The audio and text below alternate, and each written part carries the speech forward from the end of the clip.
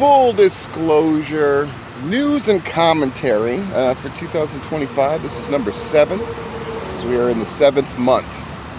Hopefully this works a little better. So, briefly, I got a new phone because I had to. My old one was busted up. And I recorded a full disclosure on there, but is unable to post to my YouTube for whatever reason. I could bother to figure that out, or I could do what I really want to do, which is to re-record it, because things have changed in the last few days, obviously. And I don't know, I just feel like talking about Ozzy fucking Osbourne for a little while. Wow. So it ties into wrestling, and then I'll talk about the wrestling shit afterwards, including the major part of the other video that's now going to become an incredibly minor part of this video, probably because it's what it deserves. In any case, I was a kid growing up in Hawaii. Not the hardest life in the world, I grant you, but Hawaii, people always ask me, why the hell would you ever leave Hawaii? And there's some rationale to that question, right? Hawaii's a gorgeous place. Though I mean, what am I? I'm recording this video right now, right next to a pool in Florida. So not entirely different, right? It's really nice out here. I don't usually have days free. In fact, I almost never have mornings free, so this is incredible. All right, let me get comfortable with this. All right, cool. So, it's growing up in Hawaii. And why would you ever leave? Why would you? Hawaii is wonderful, but it's also incredibly limited. It's a floating rock in the middle of the Pacific. And for all the good things, and there are a million other good things, and I hope to get back there someday through a convoluted plan I have with my career. I used to call it the city that always sleeps. There just wasn't a lot to do there. Now, what there was to do there, I tended to maximize. But nonetheless, options felt really limited. And I just knew I wanted more. Even at a really early age. My parents, of course, they worked really hard. We had a nice home. They busted their ass. Hawaii is an incredibly expensive place to live, as anybody who's ever lived there or thought about living there will tell you. And it just felt limited, especially in the days before the internet. Like, what was there? Well, for me, there were two pivotal things that sort of changed me as a young person. One of them was discovering a Dungeons and Dragons box set when I was like 6 or 7. I'm old, right? And that box set, Dungeons and Dragons, led to me getting more and more into the game. And at first I wasn't even really playing with anybody else, in more ways than one back then.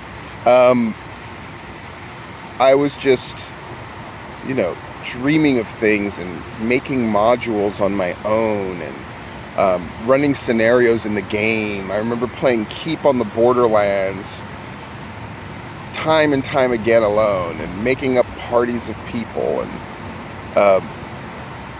I would be there in public school at Aikahi Elementary, and I would have my screen set up, and the teachers left me alone as long as I got my work done. So I'm a smart guy, so I would get my work done, and then they would just leave me the hell alone, and I liked that. And then I got into a private school called Punahou, which amongst locals in Hawaii, Punahou was the snobby, rich kid, white kid school, which in Hawaii was doubly bad. But I was there, and I met a group of friends, and we're still friends to this day. God, we're still talking about getting together and playing Dungeons and Dragons again, even though we're scattered all across the country, from Ohio to Hawaii to Minnesota, and I'm here in Florida.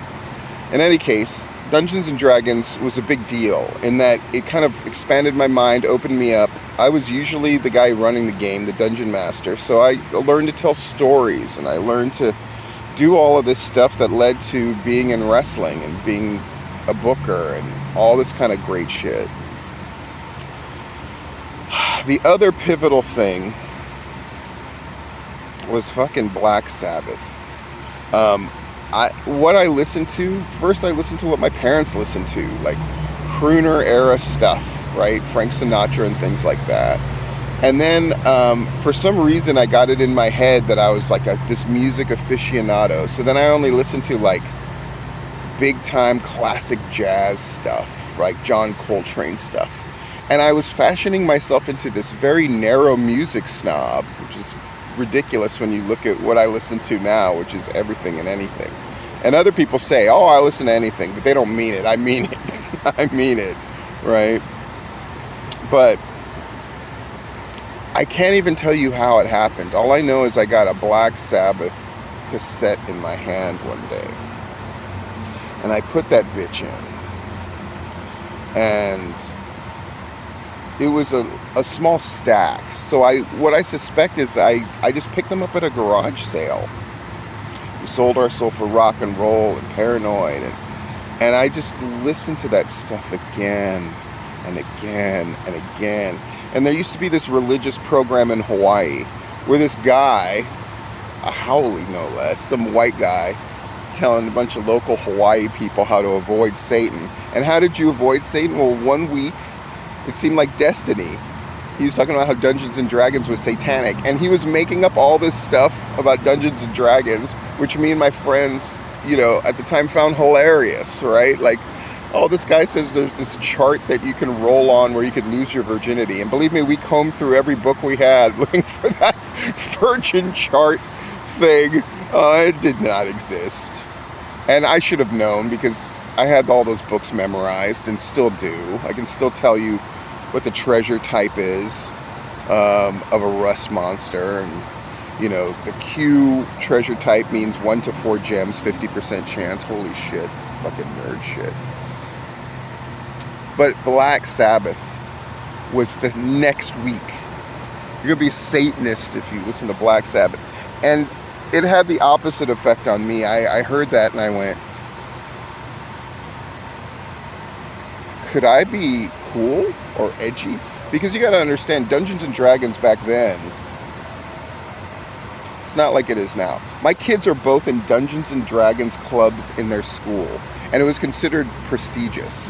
It's how my kids made social connections, and people liked them and looked at Dungeons and Dragons. For us was finding places to play in school and getting in trouble for it, and people thinking we were dorks, and maybe we thinking we were dorks. But it was such a good time.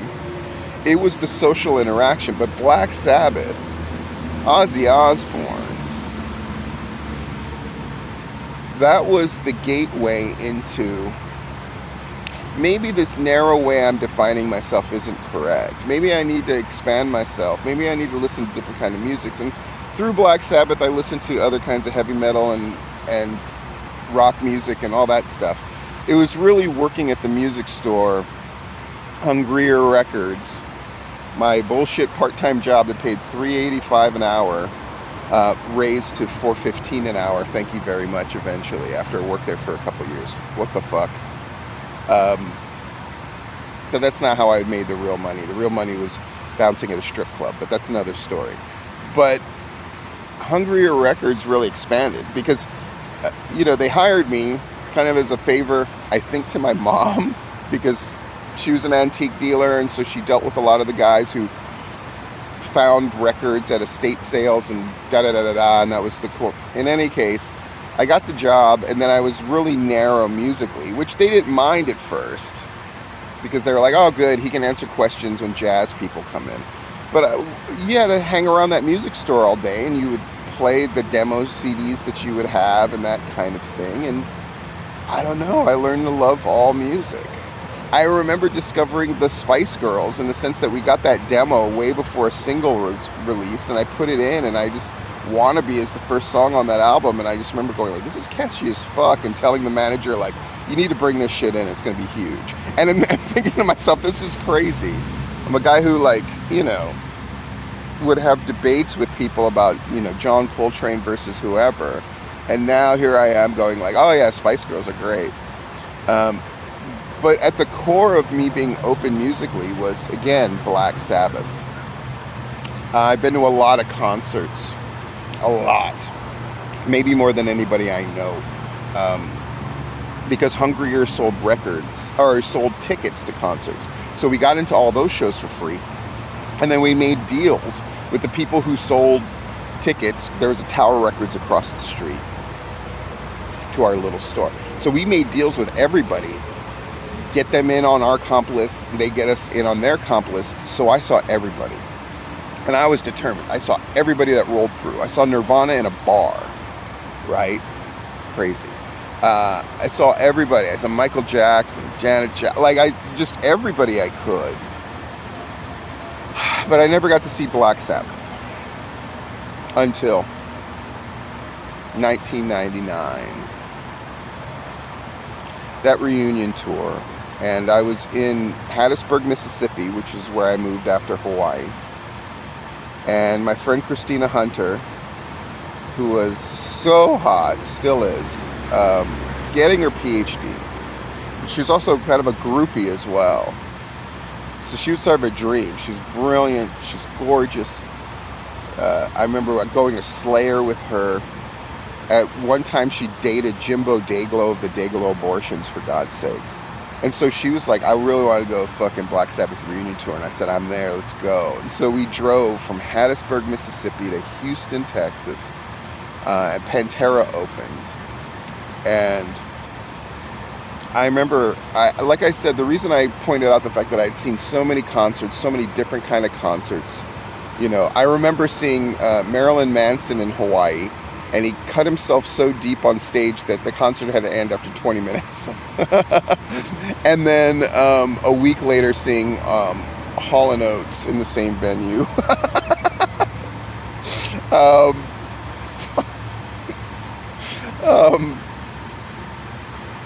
But that concert was incredible. One of the 3 best concerts I'd been to in my life out of literally hundreds, thousands of shows that I went to.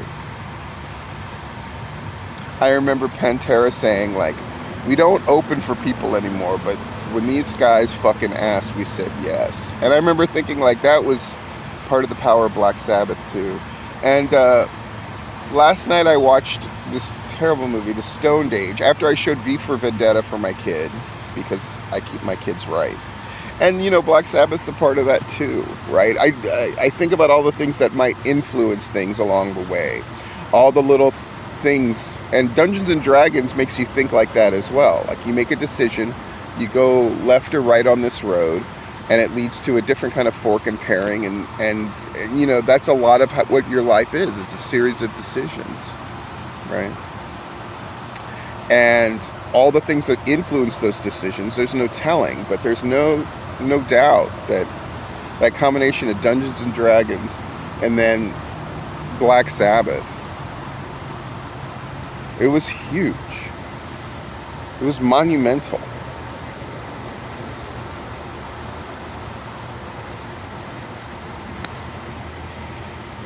And I hope this thing's still recording. Yeah, it is.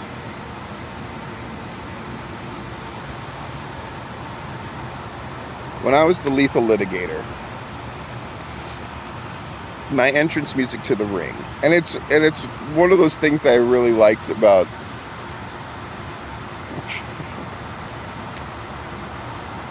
you know, Hold My Beer Hansen and those guys using that opening riff from NIB. It really took me back because that was my music. NIB by Black Sabbath. Now, usually I used the one where they sang with Primus because the bass intro was shorter. So I could kind of get to the oh yeah part, which is the part that I loved, right? And I would come out smiling with my shit-eating grin as the Lethal Litigator. Oh yeah! People would boo and throw shit, and it was wonderful. But it had to be Black Sabbath, right? And a lot of tributes are going to be done to Ozzy Osbourne, of course, rightfully so, and a lot of, I'm glad he got to play that last thing, and he was awesome, and Jeff Bailey wrote a great thing about it, and a lot of people I respect, Nick Halen, Dan Wilson, a lot of people are writing about Ozzy Osbourne, and it just felt like I needed to go ahead and do that too, and I do it in the way that I do it, which is this.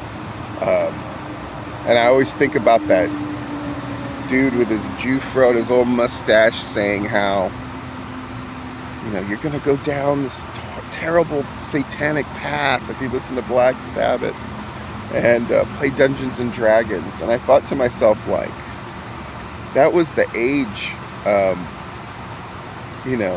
friends I made through Dungeons and Dragons are the friends that I still had. In fact, it was one of those friends, Ray Lesher, that pointed out in the group chat that I had with another one of my childhood friends that we were in, that said, oh, Ozzy Osbourne died. I didn't know. He told me. Because he knew, right? He knew. How many times did I make those assholes listen to fucking Black Sabbath in a car? A lot. But I just realized something, so I'm going to say it now. The most important thing that Black Sabbath specifically did was trigger a thing that has carried me through my life, even if I've failed the notion a time or two, but that I've passed on to my kids, and now my kids embody, which is recognition of greatness. That's ultimately it. Black Sabbath was the first thing I listened to. Now, like I said, it's Frank Sinatra, Coltrane, all that stuff. But Black Sabbath was mine. It felt like mine. And it was the recognition, even if I didn't fully understand it at a young age, of like, this is greatness. And Tyler's at Princeton, greatness. And just killing it, got over the initial homesickness and the tough part in the beginning, and is now beginning to thrive and find his people and all that kind of great stuff. So Veronica and I have been hanging out a lot. I made Veronica cook a ton yesterday because today I'm going for more training for the job that I've always really wanted in the restaurant industry. The training is tough, right? I mean, look at my hands are garbage, right? Skin's peeling off and they're rough and calloused. I get burned every day. I get cut all the time. I got freaking marinara sauce on me.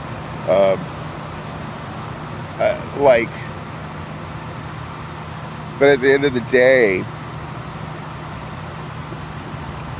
it's like, I'm tough as fuck. That's Black Sabbath set the stage for all of that.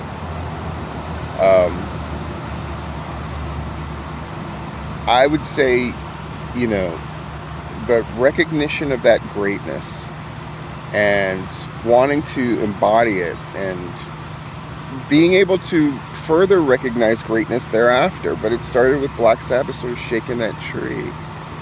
And again, I couldn't have been more different. Jeff and I talk about this all the time. He grew up in the Carolinas, and I grew up in Hawaii. And we're slightly different ages, not by much, but yet there's so many things in our life that are important that sort of parallel when it comes to our experience with pro wrestling and our experiences with the kind of stuff that we were into. I was thinking about him a lot because tomorrow night I'm going to the premiere of Fantastic Four, IMAX, big deal. That stupid Galactus popcorn bucket will be available and all that stuff. And I'm going with Veronica. But anyway, so Veronica, it's like, okay, because I made sure my kids, know about Black Sabbath, bro. So they know. And I as I'm driving Veronica home, I'm like, pick an Ozzy song or pick a Black Sabbath song, anything you want. And she just kind of looked over and she said, NIB, that's my favorite. Oh, shit. You think you're not going to cry. In any case, rest in peace, Ozzy. Though, you know, this is a weird personal thing about me, but I'll share it with you. I don't like the expression RIP. I don't like it. I feel like it's lazy. I feel like there's something kind of like not so clean about it. Like when people say, oh, RIP to your mother or something. I just go like, I don't know. There's something about it that feels kind of tacky and kind of like too edgy. But yet I feel like RIP Ozzy. There's something badass and metal about it. So RIP Ozzy. Wrestling shit. Stunt Marshall, slapping the soul, slapping that guy to the shadow realm, whatever you want to call it. Holy fucking shit. A lot has been written about it. A lot of people wanted to jump on that Stunt Marshall bandwagon. Don't blame you. Guess what? Reach your hand out, pull me on to do it. But the most important thing, when you watch that Stunt Marshall slap video again, and if you didn't watch it more than once, what the fuck is wrong with you? But when you watch it the next time, observe something for me, if you will. My favorite part of that video is not Ronda Rousey's reaction, incredible. Not the fact that the guy got smacked, hit his head on the table, went backwards, amazing. You can fucking recreate that in a million tries, which just makes it even better. Not the fact that Stunt Marshall has now moved up in the power rankings. Now he's in the top 10 just based on that fucking thing alone, which is fantastic. And so happy for that guy. And he looked great. He looks like the most badass version of like Dutch Mantel at his best with that facial hair and the way it's got. I just love the whole thing. But I love him even more because of his reaction after. 99% of these power slap motherfuckers, when they get a big hit like that, which is a combination of a million things, but let's face it, there's also kind of a minor luck factor involved as well. And I don't say that to demean, it's just it just takes like the great cosmic coming together of a million things to have a thing like that happen. Is his discipline and control. Because you know he wanted to crow, yeah, motherfucker, and all that shit. But he didn't do that. He's one of the only guys I've ever seen not do that. He reined himself in.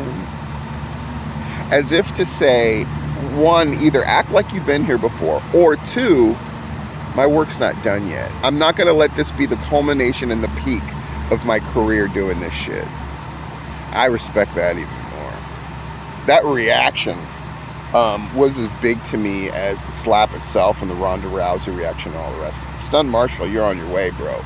Even if it's not in power slap permanently or whatever, I think that says a lot about him, that in that moment where he was fully entitled to lose complete control, he had the intelligence to go, like, let me discipline and temper this reaction.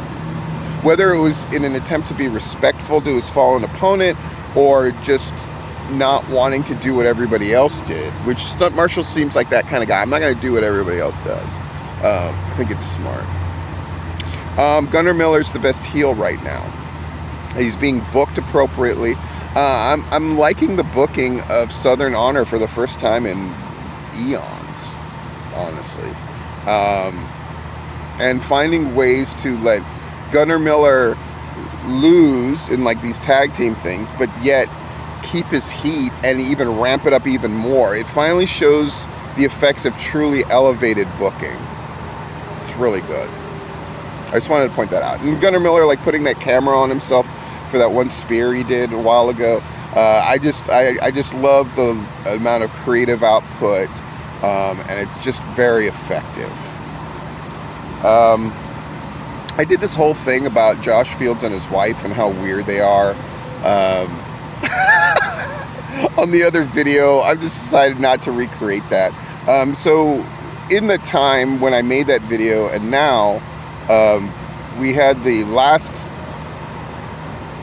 show for Next Level, terrible name, and the debut of Apex, equally terrible name, in the now dubbed Apex Arena. Gay. Not metal. I mean, Will the show get better? I don't know. They got more people. They got over 200. I'm sure comp the world to do it, but whatever. I should be afraid to say more for fear of getting a cease and desist written email from the wife. Jesus, embarrassing. I mean, I had all this stuff in there. I probably shouldn't go into it. This stuff making fun of the fact that, like, Josh has reached out to people of, like, how can you keep your wife out of your involvement in wrestling? How can you keep her out of your wrestling thing? It's just so fucking funny. But in any case, you know, I don't think a rebranding is a bad idea. I mean, there's just so much stink and weight on Next Level. It was one of the worst names I had ever heard in an age where almost everybody's wrestling league name is fucking terrible. God, you guys, really, you got to do better. Black Sabbath, right? That's a great band name. Not Alien Ant Farm, and a bunch of you are alien ant farming right now. In any case, let's move on. Let's move on to better wrestling shit. So all these people who declared that WrestleMania main event was the most significant and best thing ever, how do you fucking feel now? Can we just acknowledge that it's kind of shit right now, and whatever momentum the WWE had for years is gone, and it all feels pretty shitty, and there is no justification to the fact that we built up The Rock as the final boss, and he never did. So Cody Rhodes had about a year reign, and he never wrestled The Rock, and The Rock never put him over. Should The Rock not have been, I mean, this is elementary booking shit, right? Cody beats Roman Reigns. They're not going to have a series of rematches, right? Because they're going to do this thing with Roman Reigns eventually. Give him time off, and then he's going to come back and be a face. So the first challenger for Cody Rhodes should it not have been The Rock, and should they not have built that thing up and then The Rock completely put him over? That's what you do when you lead, and Rock is now in a leadership role instead of whatever bullshit that he did. And can we now acknowledge that people who were, and the funny thing is it was like people who were like bookers and owners for indie wrestling that was sitting here telling everybody, oh no, you guys just don't understand the Cena winning in the way that he did, and one of the lamest WrestleMania things ever. And by the way, watching the train wreck about the Travis Scott Astroworld thing where people die, like, it's all just so ugly and shitty. But I'll ask you this, did you watch that match again? The answer is no. So the people who were declaring, like, well, I can't say it was the greatest WrestleMania ever, oh my God, so fucking embarrassing. Guys that I used to write for, trying to imply that WrestleMania was one of the greatest ever. Oh my fucking God. And the fact that people try to argue that main event, it's okay for things to not be great. And everything doesn't have to be, I know it's a modern thing, everything doesn't have to be the greatest or the worst of all time. But I would say that main event and the execution and everything they've done with Cena's heel turn, it has not lived up to any kind of expectation. And they are in a creative rut. And TKO feels like they're just trying to vacuum as much money as they can out of all what they view as just stupid marks in UFC and WWE, and it just feels very ugly. And watching like them pimp out every inch of free space for advertising, it's fucking gross. It feels like a lot of things, but it doesn't feel like wrestling, pro wrestling in any way, shape, or form, which people have accused the WWE for decades. But now we're really seeing what that looks like. Now we're really seeing what pro wrestling looks like when it's not pro wrestling. That's the truth. Where it doesn't really have emotional impact, and it's just purely about making money on the surface and below. Like, there's no very limited artistic merit except what the guys can manage to pull out of the bullshit that they're given to do. It all feels very rehearsed. It's so gross. I can't believe more people aren't kind of railing on this. It's just, and it's not one of these things where, you know, I can acknowledge that certain wrestling isn't really for me and my age group and the wrestling that I grew up watching, while still appreciating the modern shit.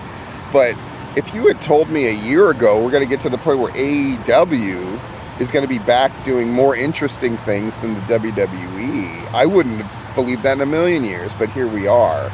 But really, AEW, while they kind of have gotten better with certain creative aspects, it's really not a case of them forging ahead. It's really the WWE sinking into, it's gone from being pro wrestling to merely being content for content's sake, just to have a platform on which to sell things. And it's pretty gross. It's pretty gross. The last thing I want to talk about. We don't, for all of the categories that we have in the Georgia Wrestling History Awards, you know, we don't have like I'm saying, I think Gunnar Miller's heel of the year so far, but please don't beg to add that as a category. We don't need heel or face of the year. Though if we were going to have two added on and kick out the women category, which to me is completely useless at this point, I guess face and heel are most natural. And why Gunnar Miller over, say, Matt Griffin? I think it's close. And I think the fact that Matt Griffin doesn't win Manager of the Year is ridiculous. I get that there might be a bunch of people who don't vote for him for whatever reason, but fuck that. Matt Griffin's Manager of the Year. And possibly heel of the year, certainly should be nominated as such. But why I would give Gunnar Miller the edge is because Gunnar Miller really is the wrestler. And I think there's so much you can do from a perspective of, if Matt Griffin attacks that woman, I don't think it's the same as Gunnar Miller demolishing her. I think there's a menace that Gunnar Miller can have because of his physicality. I'm not saying Matt Griffin can't wrestle matches. He certainly has, and you know, he's gotten involved in the deathmatch thing, and I think all that's great. But there's something about being physically imposing that gives you a different level of heel. And I think Gunnar Miller's really squeezing every drop. And the funny thing is, when he turned heel, I was just like, oh, it feels like a kind of a desperate thing, a thing to do. But to the credit of him as a performer mostly, but also the booking that they're building around him, it's just fucking great shit. But, okay, heel face, we don't have those categories. We also don't have a person of the year. But I'm just going to fucking make that shit. I'm going to announce who I think the person of the year in Georgia wrestling is. And it's so far at this point in July, it's Gary Lamb by miles. And it's not just because, for a guy who seems at times not interested really in wrestling, boy, he sure continues to talk about it. And he's the shit stirrer. And he's all of that. But more importantly, it's the gracious way he has opened up that building to different shows. Had the deathmatch show in there. Hosted that, which was great. And then when he found out there's a bunch of elements to that thing he didn't like, fans acting inappropriately in the parking lot, the white